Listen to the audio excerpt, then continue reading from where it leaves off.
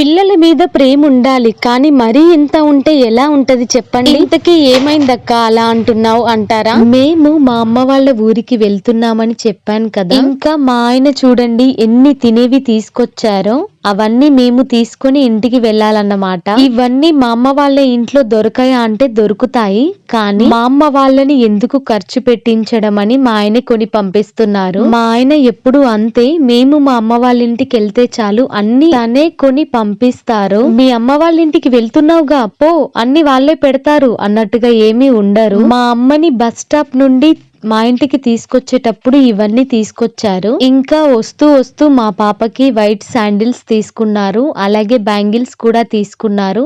అన్ని వైట్ ఎందుకు తీసుకున్నారంటే క్రిస్మస్ కి అని. మా ఆయన సెలెక్షన్ ఎలా ఉందో కమెంట్ చేయండి. మీరు మీ అమ్మ వాళ్ళ ఇంటికి వెళ్ళినప్పుడు వాళ్ళని ఖర్చు పెట్టిస్తారా లేదా మీరే అన్ని చూసుకుంటారో కమెంట్ చేయండి.